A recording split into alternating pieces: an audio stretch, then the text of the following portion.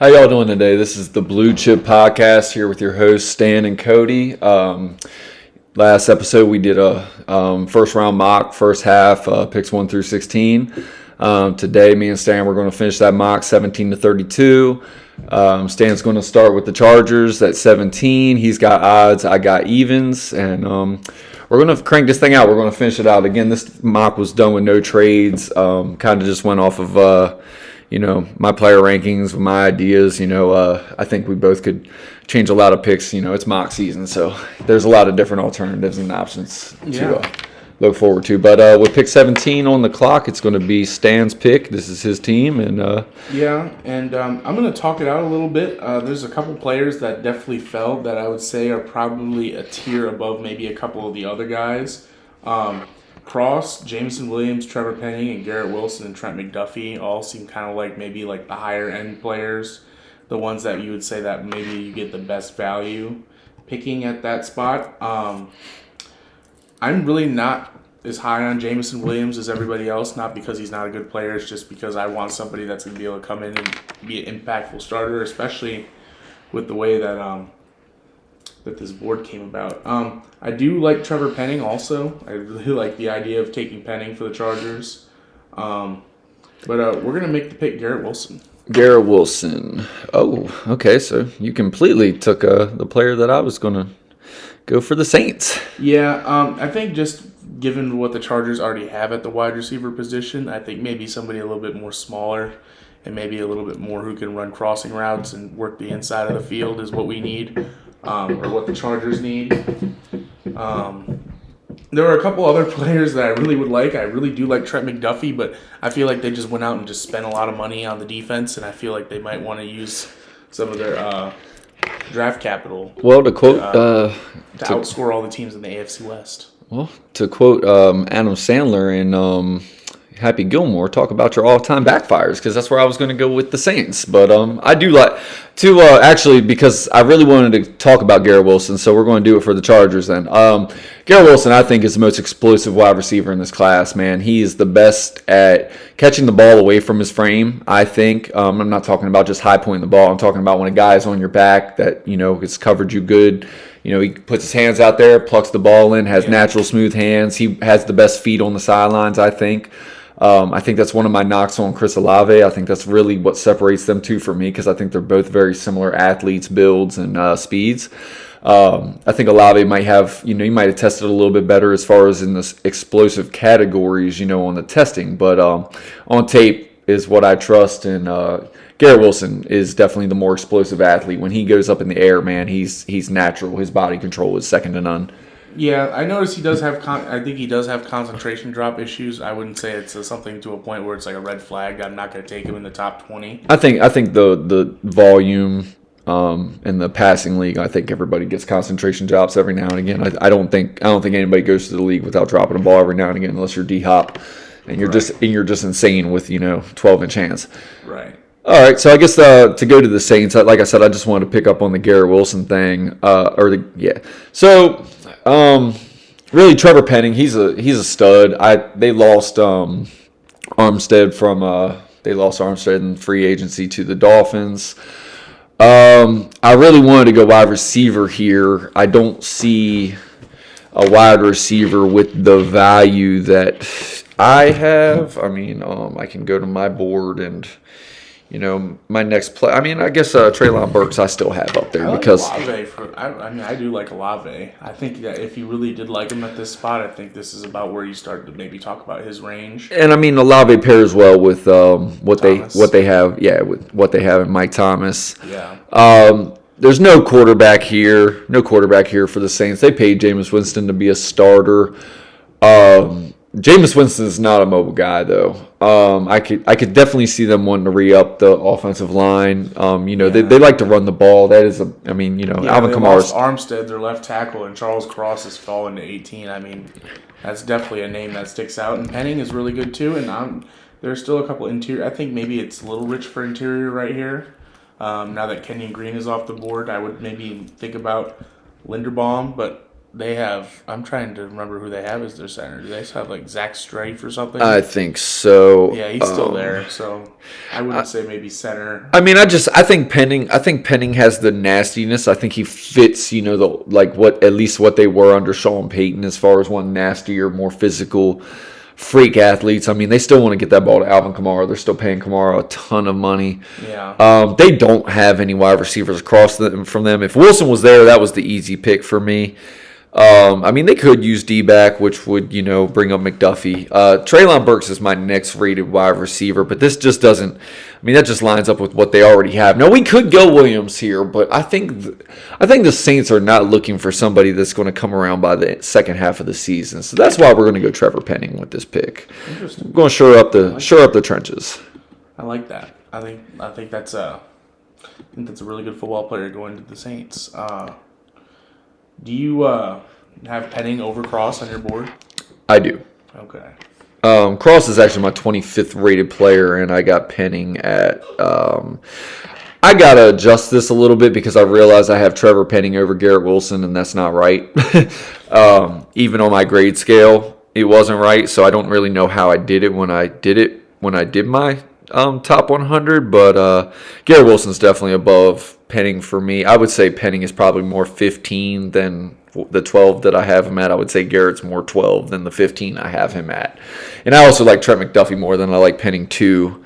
I also have Kobe Dean and Devontae Wyatt just under Penning. So like I said, I think I hit Penning a little too soon on my rank is what I think. But no, I do have him slightly above Cross by about 10 picks.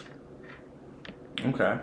Well, I think Cross is just. I think Penning could be I think Penning is a Pro Bowl guard or tackle.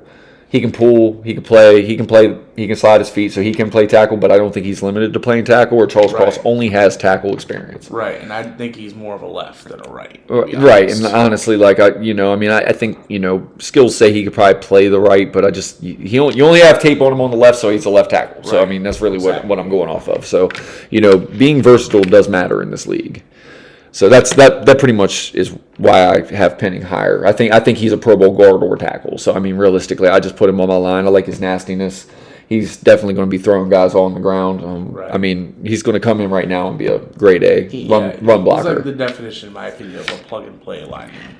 He's gonna find a way onto the field just because of his competitive toughness and his physical traits, and I think that he's going to be a very easy coach in the NFL too.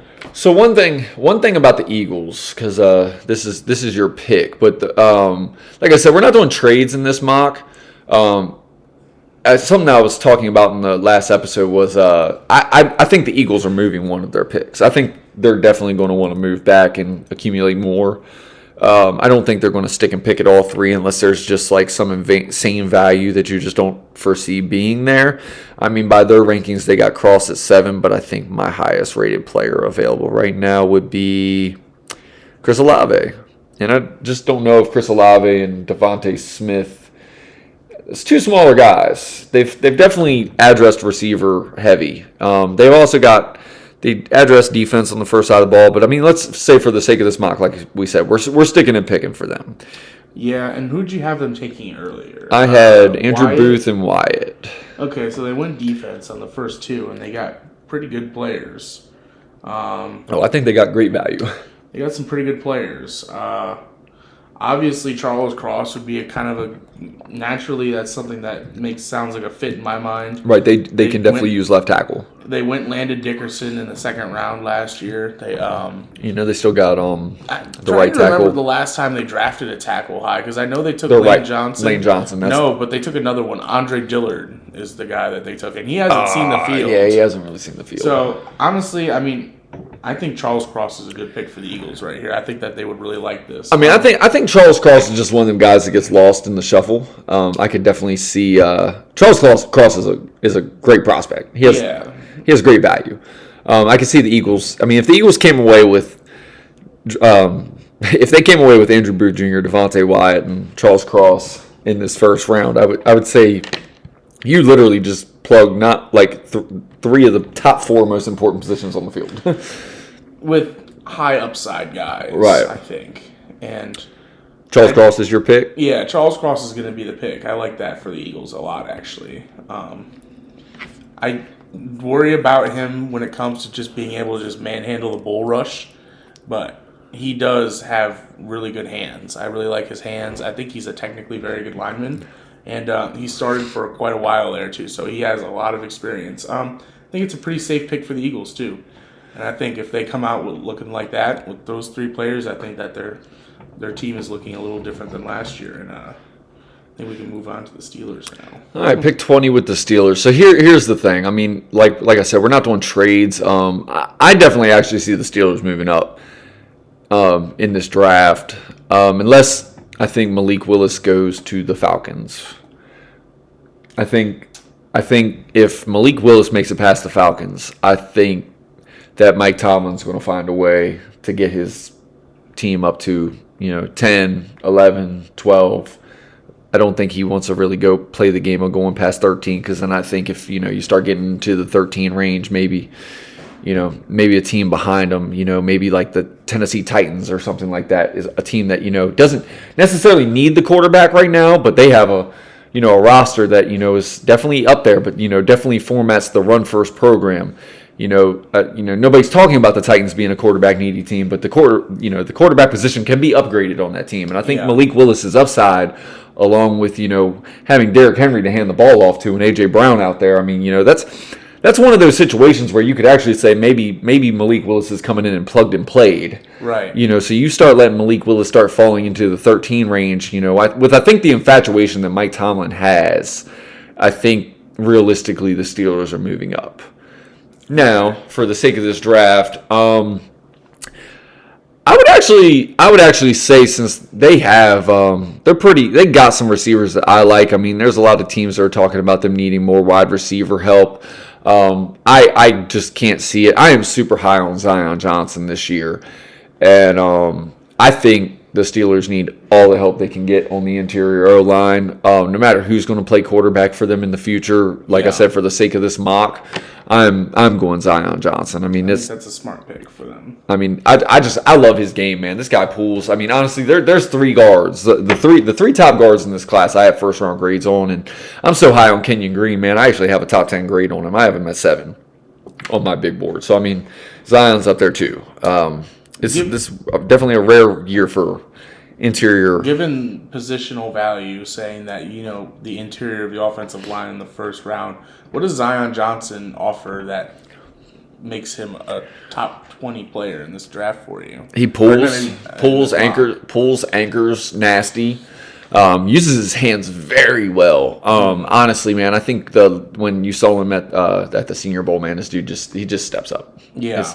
Has great hands. He also has experience at playing center, which is also right. Versatility. I mean, versatility is key for me. I mean, honestly, really good guards can play, above average level tackle, and he has those type of traits for me, which is the same thing for me with Penning. You know what I'm saying? Like, I want safer picks when it comes to my offensive line, because I want to know that they're going to be able to do their job no matter where we got to put them. I need my quarterback stand upright. I need my run lanes to be open. I need my running back churning out yards, and I need my quarterback having time to see the field. Right. And interior offensive linemen, that they matter. And I think we're only going to continue to see this position get more prioritized in the earlier rounds, just for the simple fact that, I mean, realistically, man, if your quarterback's got a nose tackle breathing down his back earlier, if you're stunting a defensive end, inside, and coming up the middle on the, with that kind of speed, it's just like, man, if you don't have a guard that knows how to slide and pick up well, or keep the inside pressure contained, right, it really does hinder a game plan, man. It'll screw your game up on Sunday. Yeah, all good stuff.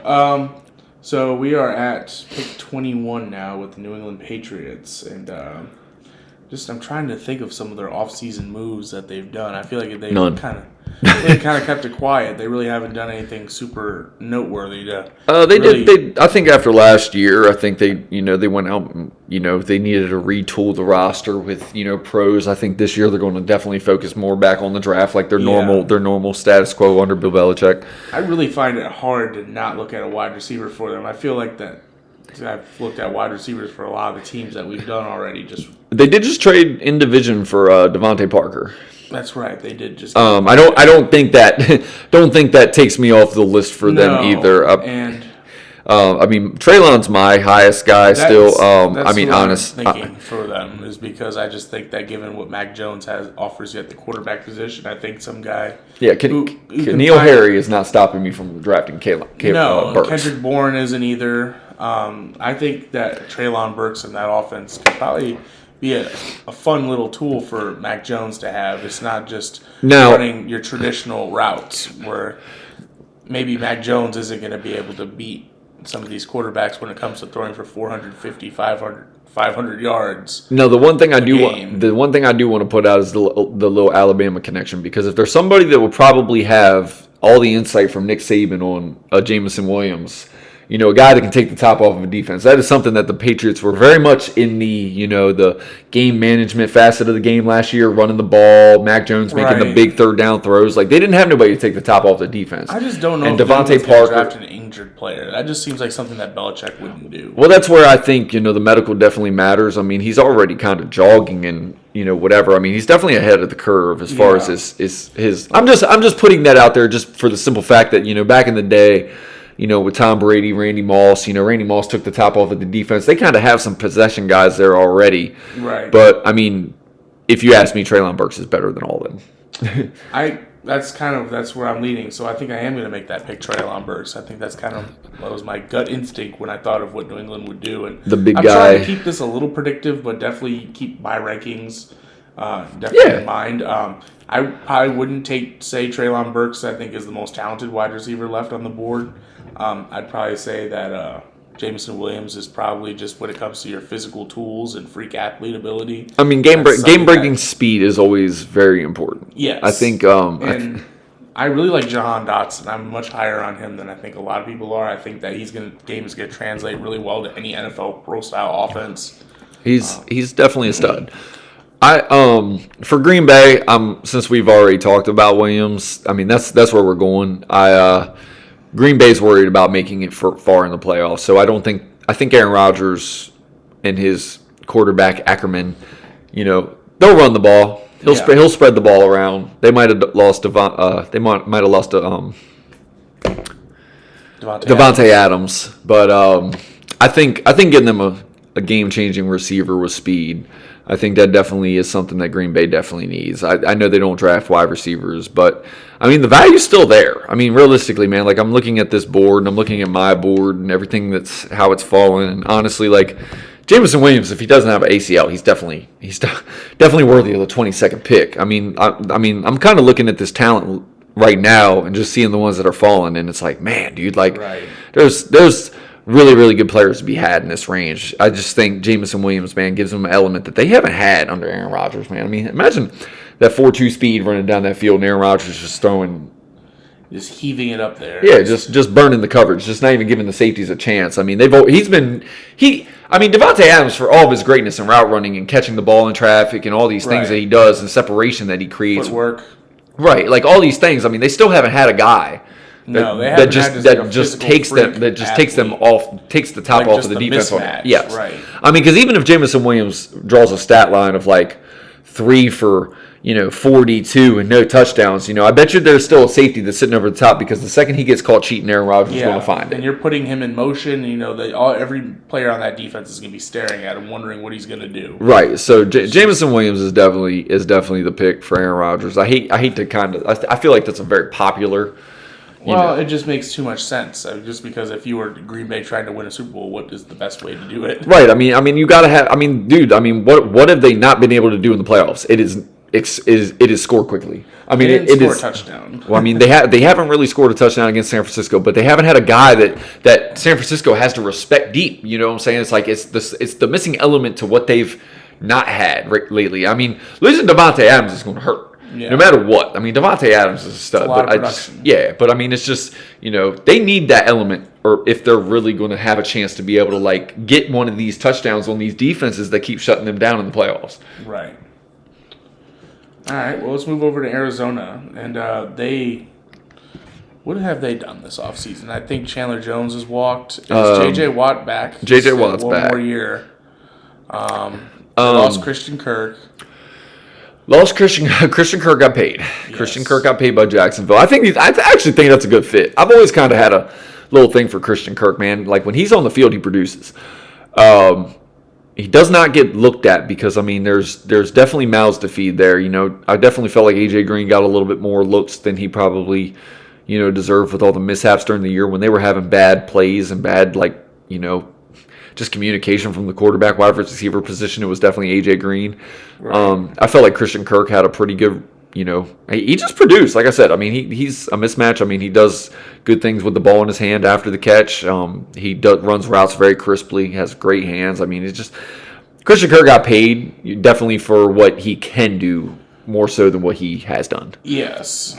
Yeah, absolutely. I don't know if I would have signed that contract if I was a general manager, but well, when your team is bad and you have the first pick 2 years in a row, you got to overpay to get guys to come in. Exactly. And you're trying to change a culture. I think they got the right coach in there to excel with Trevor Lawrence and Travis Etienne and these guys. I definitely think Kirk's going to be a good piece. I don't know if he'll ever live up to the money, but realistically, I think he's going to be a good player for them. I like him more consistently than I like DJ Chark. Okay, I agree with that. I'm going to just throw a name at you right now. We both like Washington cornerbacks. Trent McDuffie. I know. That's what I've been thinking. Trent McDuffie's a stud. That would be Baker. Buda Baker. They got Byron Murphy and Trent McDuffie. It's working for him. It's working for him. Right. I don't know. I was thinking maybe this could be a spot where we do see Karlaftis come off the board. I can definitely see that. They kind of need that, and I think his motor I feel like an interior offensive lineman would have fit here too. I think this would have been a good spot for Zion. They traded for Seattle's center last year, Hudson, and right. I think that probably would take him out of Linderbaum's wheelhouse, but. I do like Karlaftis to them because honestly, I do too. You got a high motor guy in J.J. Watt. Who better to have take under his wing, but another high motor big guy that just brings the juice every play. They did lose Christian Kirk, and it's just they have AJ Green. It's I feel like maybe that they could not take a wide receiver this high. They don't need to. I feel like having D-Hop on your team. You wouldn't want to have to. I think D-Hop needs to be available at the biggest moments for this team to actually proceed past the point that it's gotten to. Yeah, I haven't done enough tape work on Boye Mafe to say he's better than Karlaftis. I know everybody, the league seems to be incredibly high on Mafe. Mafe is just tradesy. Mafe is tradesy. And combine. But Karlaftis is a very good football player. I think he's a very safe player. So I think the thing that gets me, we're gonna go Karlaftis. I like Karlaftis. I think Karlaftis has a much better chance of panning out. Now Mafe could very much come into the league and take it over just physically, but it's dude, I've seen a lot of guys. A lot of teams get so in love with these traits, man, that realistically they kind of forget how raw these players are. And if I'm the Arizona Cardinals, man, you need instant impact. Yeah. Their quarterback's already talking about, well, are y'all going to pay me? Do I need to go play baseball? There's a lot of things that winning would cure. And honestly, if I'm trying to win on that team, I'm trying to be the tougher team. They need to be tough on defense. Karlaftis, he definitely speaks that to me. Losing Chandler Jones, that's going to hurt. You maybe get him in there and he can get some production. Line him up with J.J. Watt, and that might be that you might have a nice little starts of a good front seven. Dallas at 24. Man, I get to pick all the NFCs, man. How do I hook them up today? Honestly, if I'm being legitimate about assessing what I think Dallas really, really needs, Karlaftis would have really, really been that guy, just for the simple fact that they need a relentless motor type guy. They have a lot of guys that have a lot of hype, and they always seem to find elite level athletes, which almost has me in the Devin Lloyd. Yeah, this is a little sneaky safety spot, I think. That's kind of where I'm going. I'm looking at Kier Elam and Daxton Hill, Scene. Brisker. Honestly, man, like if I was Dallas,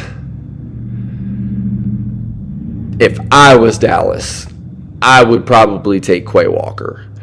But since I'm not Dallas, and I do think they need a safety much more than they need another linebacker. I mean, like this is like they draft linebackers like they draft other linemen. I mean, in the higher rounds and get impact out of them, and but it's just for me. They drafted LSU's linebacker last year too. Right. He had some good tape this year. Right. If I'm really going with what I think they need, I'm going to give them Brisker. I know, everybody's going to look on this board. They can say it's a lesser rated player. So you're taking Jaquan Brisker? Yeah. Okay, that's a good pick. That's a good cover. Every time I watched Dallas last year, I felt like they were getting beat pretty high over the top. They allowed a lot of passing yards. Brisker's a really solid tackler. I know, you got Dax Hill from Michigan. I know people were really, really high on Scene. I think Scene's a strong safety. I think they have a pretty decent strong safety there. I think they need a free safety that can run the back end that can still hit. And I know Dax Hill can do all these things. If I think about what Dallas has always had from their competent safeties, the one that's now playing in Miami, the one out of UConn, was a cornerback coming out. Oh, Byron Jones. Yeah, like Brisker has that type of game to me, where he can line up the nickel, really bring the wood. I like Brisker for Dallas. That's that. If I was Dallas, that's where I'd go if I wasn't picking. I think that's a pretty solid pick. I think their offense. I mean, they're re-upping Gallup, and they have C.D. Lamb, and they have all their running backs. I still think that offense is going to do some damage. I still think they're going to be competent, and I still think they're going to get good ball out of Dak. So I have a hard time. I mean, this year's secondary is really good. I think you could get, there's probably about 4 safeties I'd say that you could probably get within the first, maybe 50 picks, I'd say. There's really good safeties. And just because they're not all going in the top 20 doesn't mean that they're not good football players. Right. I'm picking Buffalo at 25, and this is very easy for me. I'm taking Chris Olave. I think that they need a home run hitter. I like Stephon Diggs a lot as a wide receiver. I think he puts up pretty good numbers. He's a very good route runner, but I think they could get somebody who's actually a little bit more of a game breaker, somebody that Josh Allen could really use to stretch the field. I feel like they lack that. I think they lack those maybe 40-yard chunk plays that Olave is very capable of doing. He's very quick. He runs the best routes, I think, in the draft this year. There's really not anything that I would say that keeps me from putting him as like a little higher, other than just the other wide receivers in this class.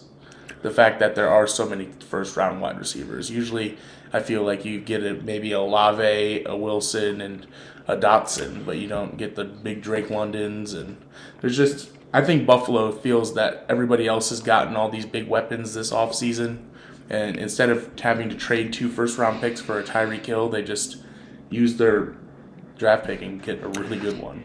So Chris Olave it is. I mean, I think that's value. I have him rated really high on my board. Yeah. Like I said, I do kind of prefer Wilson, even though I have a higher grade on Olave, simply just for like football IQ as far as like toe drag. I think Garrett Wilson has a much better chance of getting injured. Like players with his player style just tend to get hurt. But Chris Olave's game definitely translates very well. He's fast. For Buffalo, man, I think that just gives you a home run hitter to pair with Diggs. Yeah, with Stephon, man. That just really just I like that. I love this pick. I'm about to blow this whole draft up. So Tennessee. I kind of already segued into where I'm going with this. And I am going to give them a guy, and I just think this pick is solely being made on the simple fact that I just have a feeling that if Vrabel? yeah, I could see Vrabel going into an interview room with Matt Corral and falling absolutely head over heels in love with this guy. Interesting. So I'm going to blow this first round up, and I am giving them the Ole Miss quarterback, Matt Corral. Interesting pick. Anybody can have their rankings how they want it, and I have my rankings how I have them.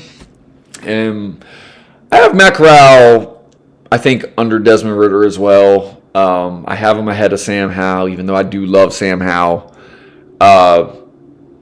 Going into this year, there was one quarterback that I was like, okay, he's cocky, he's talking, I hear him. You had Elijah Moore. You had a pretty good tight end last year that went to New York who, made some pretty big plays in the preseason and a couple plays throughout the season, even though Zach Wilson struggled. Showed me Matt Corral. That's basically what I went into the season and said. And I watched this guy run the ball. I watched this guy throw the ball. I watched this guy constantly on the sideline. Just, when his team needs him, he's there. I watched this guy play through injury. And when him and Malik Willis, now there's a huge talent gap between Liberty and Ole Miss. Yeah. And of course everybody, watched that game because he had two elite level quarterbacks, as far as like prospects trying to break down in this game. But it's not just that game. It's watching him against the SEC. It's watching him play against Arkansas. It's watching him play against Tennessee. It's watching him play against these other teams that actually have NFL level talent. Watching him play against LSU.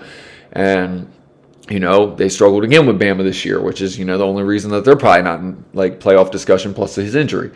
And that's about the time that he got injured because he got hurt against Tennessee, running the ball about 30 times for his team. But Matt Corral's tough as nails, man. And when I think about arm talent, man, like I think Sam Howell has amazing arm talent. I think Desmond Ritter has not tapped his potential, which is why I really, really like Desmond Ritter's game and the idea of, getting value out of this pick at a certain point in this draft. Yeah. This is solely about me thinking about my Vrabel interviewing a quarterback and just falling in love, knowing that Ryan Tannehill is your steady Eddie.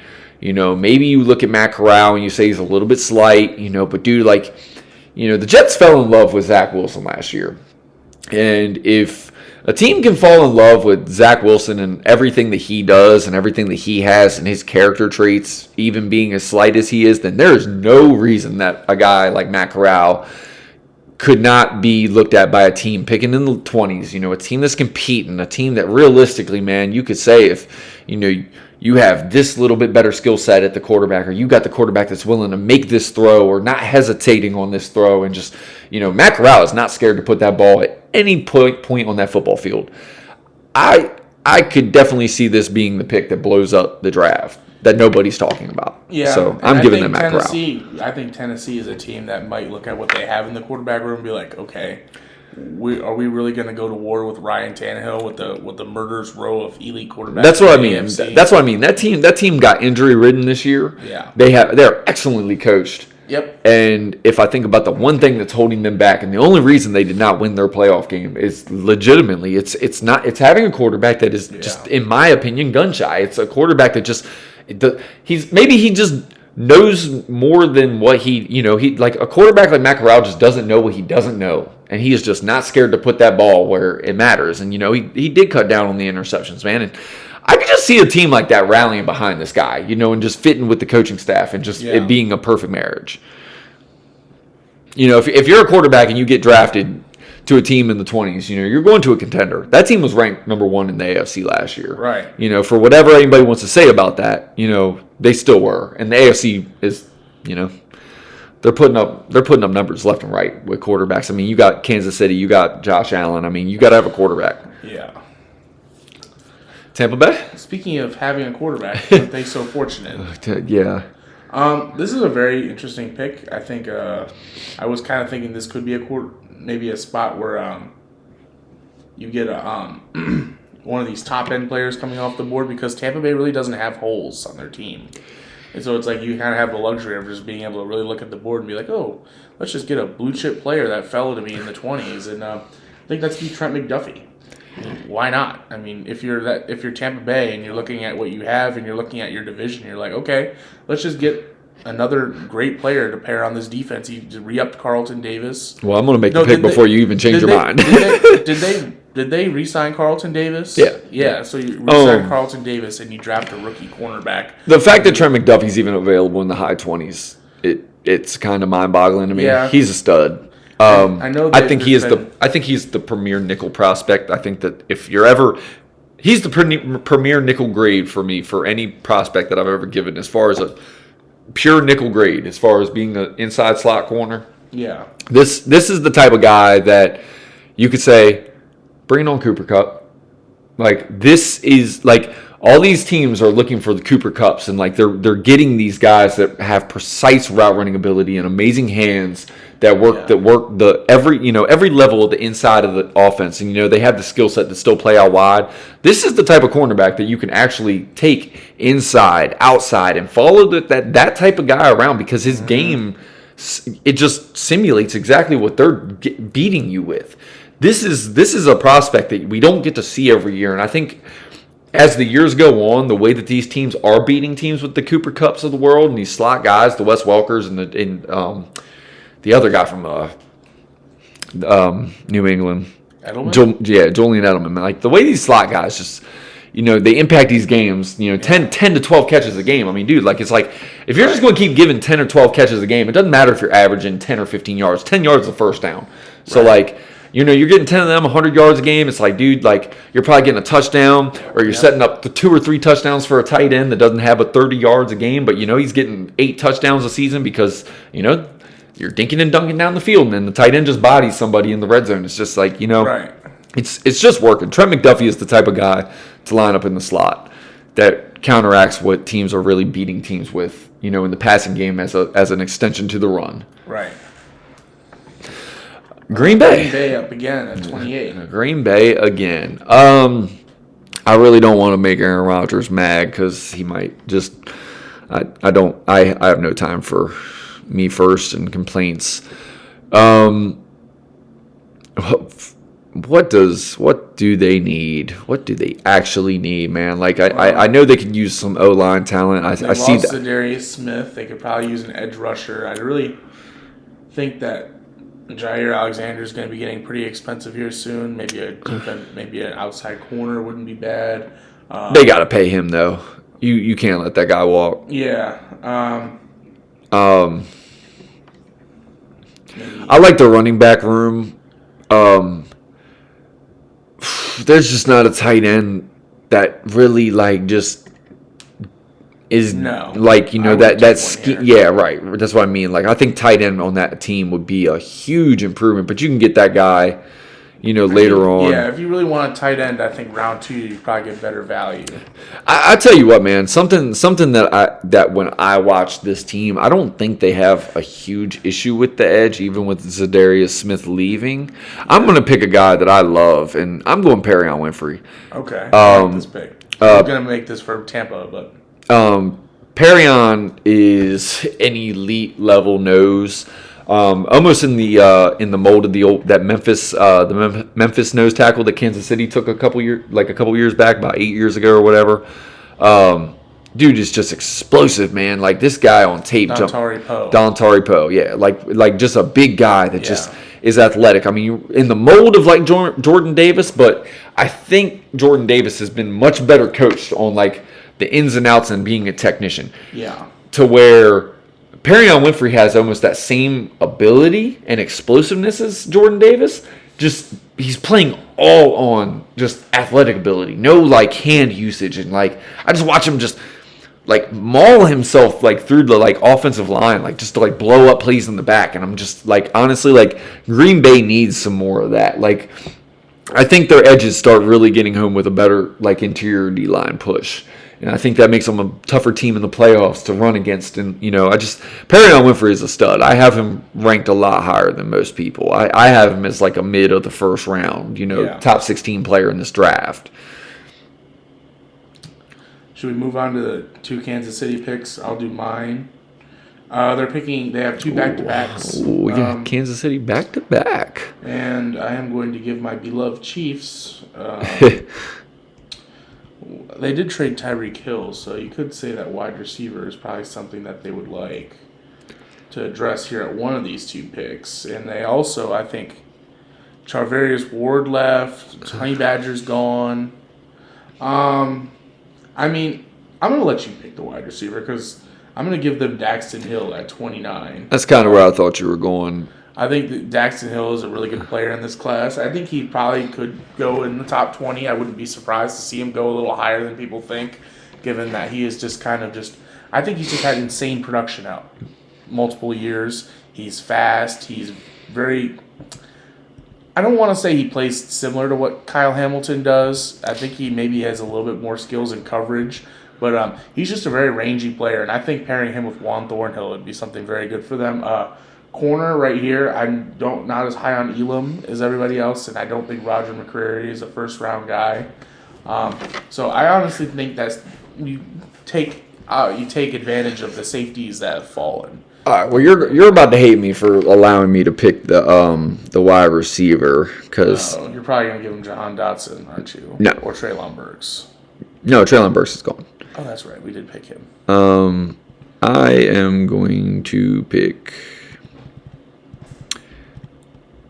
George Pickens. Interesting. George Pickens is a good player. I don't care what he's ranked on anybody's board. All I know is this guy's a dog. He is an alpha. He is now going to be a year removed from an ACL injury that he came back from and played during the season. And still made like a great diving catch in this dude just catches everything. I think they're going to have to like find a speed element type player at some point. But when I think about Patrick Mahomes, he has one safety outlet in Travis Kelce. He could really use another safety outlet at wide receiver. Yeah. That is going to be able to do the little 15-yard out and just sit at the marker and just find little spots in the zone and just, you get the ball into his hands and the guy is just going to like stiff arm you and run after the catch. And then you know what? Like every now and again, Patrick Mahomes really likes to really throw a ball a little high over the middle of the field. And, what better, present than to have than a George Pickens that can go out there and actually climb that ladder and pluck it out of the air, to save it from being a pick. He definitely takes advantage of his length on the field. Right. I just think he's a dog. I think we gave the Chiefs two really good players, so it's not like we're robbing teams that we hate. Yeah, I am a known Chiefs hater. I'm going to move on to pick 31, and this really kind of seems kind of obvious to me. I think Tyler Linderbaum would be a good player for the Bengals. I mean, say what you want, maybe not wanting to draft a center in the first round, but I think given what's on the board right now, I think Linderbaum is probably the only guy that I would say is a clear day one starter, and that would be an upgrade over what they have. Trey Hopkins was okay. I don't have his PFF grades in front of me, but I think his numbers were not bad. They weren't terrible, but honestly, Linderbaum is a really good player. He's a little smaller, but this is a guy that Joe Burrow can play with for the next 10 years, and I really don't see how you don't want to address the offensive line. There's other guys here that you would want to think about taking. A Devin Lloyd might be kind of cool, but I feel like if you have a Luke Wilson, maybe you could look somewhere else. And Jahan Dotson, that wide receiver room is kind of set right now. Maybe they have a pretty decent defensive line. They have Hubbard. They went out and paid Trey Hendrickson, so I think that maybe investing in this offensive line, and maybe if there was a different interior guy that was available, I would take a Kenyon Green or a Zion Johnson. I think those are guys that I'd probably put above Tyler Linderbaum. But, Linderbaum was at one point considered maybe a top 15 player in this draft, and this is just a very good pick for Cincinnati. I love the pick. Definitely a really good. He's the third first round grade that I got on interior O line. Cincinnati needs any O line. They need any upgraded any O line. Yeah, they can afford to upgrade at any position there. Right. So just take the guy that you think is going to be the best pro. Like they have the weapons. Yeah. Like they clearly have the weapons. They have defensive playmakers. them defensive playmakers are about to start getting expensive because they went the free agency way of building that defense, which is okay. They'll start addressing defense with their next pick. But they need an impact, especially up the gut, the offensive lineman, man. I love the pick. Dude, I want to go so many different ways with this Lions pick. Yeah, this is a fun pick because the smart money says, are we really going to allow Devin Lloyd to get out of the first round? Maybe that's a little criminal. Even though I'm not as high on him as the world, but I do recognize he is very much a high-end first-round talent. Yeah. Dude, I'm going to give them Devin Lloyd. That's what I would do if I was picking right here. But I'm going to explain why Desmond Ridder should be their pick. Well, Desmond Ridder could probably be their pick in the next. I think that they would have the pick in the next draft, or Jacksonville would have the next pick, and then. Well, I think they would go. I think they should. Probably be better to go Ridder. It would if that's your quarterback, then you pick him. If that's the guy you want the 5th-year option with, then that's the guy, because I think he has the physical tools. The tools are there. What I think Ridder lacks is just this, this idea, man, that like that team coming out of like that conference, man, trying to play against the big dogs, and it's like, man, like they had to be safe, because if they lost one game, they weren't going to the playoffs, man. And like you see a lot of very cautiousness, or you just see this conservative approach to where it's like, I'm only going to take a few shots every here and there. But dude, then you see him every now and again, dude. Like you see him on these naked boots, man, where he just like rifles this ball and there's like 15-yard outs in rhythm, on timing, on the move. It's like Desmond Ridder has everything that you want from a franchise level quarterback. And if I think about Dan Campbell having this guy not start for a year, and honestly, I think they would actually start getting pressure to start this guy over Jared Goff. I just think the mental makeup for Desmond Ridder is too good. And maybe he does start. Maybe he does at some point in the season, but I think it's a situation where he doesn't have to. But I think that's a spot where it's like Desmond Ridder comes in there, and you got Jared Goff, and the things that he lacks as a quarterback, which are holding him back, which is why he's clearly playing in Detroit, got traded away from the Rams, and everybody knows the Jared Goff story. Right. But the Lions, as a team that's coming up, man, and like you just think about a guy that's already come into a program that was basically starting from ground level, with his coach at Cincinnati, and just every year getting better, every year progressing his game. Well, I think the way that Dan Campbell and the way that the Lions run their offense, man, I think they would be able to be the ones that like take the reins off of him a little bit, to really just allow him to whatever. So as the pick goes, it's Devin Lloyd. So just a little recap. We had Ike Mekwonu, Aiden Hutchinson to the Lions, Trayvon Walker to Georgia, Jermaine Johnson. Trayvon Walker to Houston. Jermaine Johnson to the Jets. Kayvon Thibodeau to the Giants. Kenny Pickett to the Panthers. New York Giants, Evan Neal, Alabama. Kyle Hamilton to the Falcons. Malik Willis to the Seahawks. 10 was Drake London to the Jets. We got Sauce. The Washington Commanders got Sauce. I think it's funny that they call us Washington. No, I noticed that. Yeah. Minnesota, I love the Jordan Davis pick. Kenyon Green to the Texans with their second pick. Derek Stingley to the Ravens. The rich just get richer. Devontae Wyatt, and then Andrew Booth Jr. to the Eagles. So today for our picks, we have Garrett Wilson to the Chargers. I like that, man. Well, you guys are going to be throwing all over the field. You guys might even start throwing the ball backwards just to go forwards at some point, with all them receivers. As long as it's Herbert throwing it. Yeah, I was about to say, as long as you got Herbert, you're definitely in the zone. Yep. Trevor Penning, Charles Cross to the Eagles. Zion Johnson to the Pittsburgh Steelers. You have New England with Treylon Burks. Jamison Williams to Green Bay at 22. Cardinals, Karlaftis. The the more we say that, the more I actually like it. Yeah, it looks right. It does. It has that feel.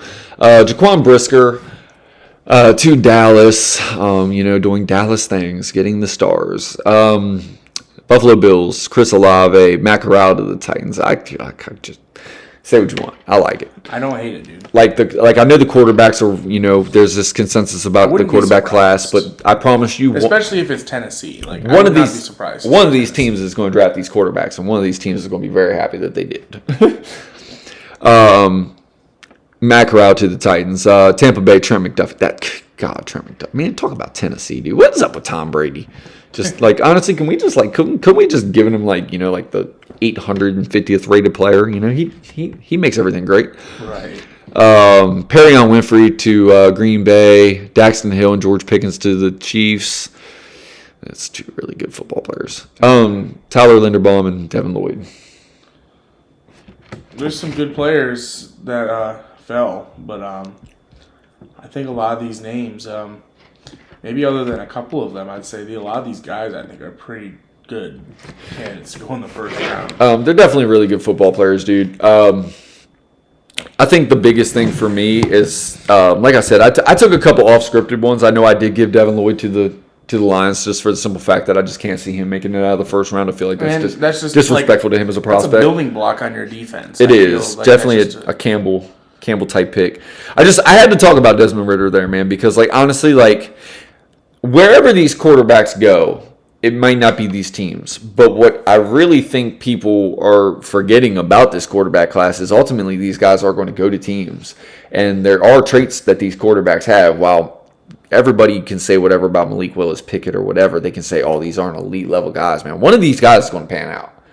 So if you're just saying, there isn't a Trevor Lawrence, or there isn't a this guy, or there isn't a this guy, but I promise you, by the end of 2 years from now, 3 years from now, one of these guys will be the guy, and it's because they do have legitimate skill sets.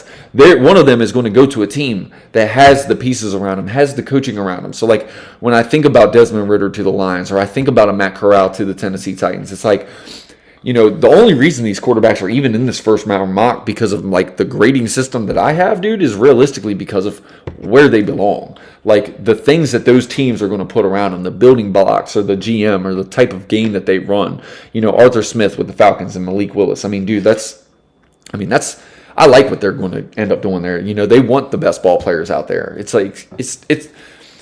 It's traits meets system meets staff meets just the marriage, man. That's how quarterbacks end up panning out, dude. Patrick Mahomes and Josh Allen, and the Herberts of the world, we all know they had elite athletic ability. That's something you could see on tape. But dude, for every one of them, there's the Drew Locks of the world. Jay Cutler had a cannon of an arm. He still never even made it past a certain round in the playoffs. It's right. Realistically, it's not just about the traits. They have to go to the coaching staff that's going to put the things around him. Joe Burrow, he gets invested around him. They have Higgins, and then they got Jamar Chase. It's they already had Mixon. It's if you put things around the quarterback, more than likely he's going to succeed. When you have a good coaching staff, you have a good system. It's the system makes the quarterback. Right. But I agree. Yeah, I mean that's how Joe Flacco won a Super Bowl. Joe Flacco did win a Super Bowl. There are guys that you can just see they had the instant impact when they go into the right system. I mean, Russell Wilson's he's became that guy at quarterback with a lot of numbers, but when they were winning, it wasn't. I mean, Russell Wilson was making that play. He made the play in the end of the games when it really mattered, but he kept the game close, used his legs, and they pounded your ass with Marshawn Lynch. I mean, they were winning the games in the trenches. Yeah, no doubt. And defense. Right. But so I mean that's our first round mock. That's the Blue Chip Podcast. Me and Stan. Absolutely. Thank you guys for checking it out. Yeah. It's gonna be a fun draft season. Yes, sir. Leave comments, subscribe. Thank you. Thank you for watching. Peace. Listening.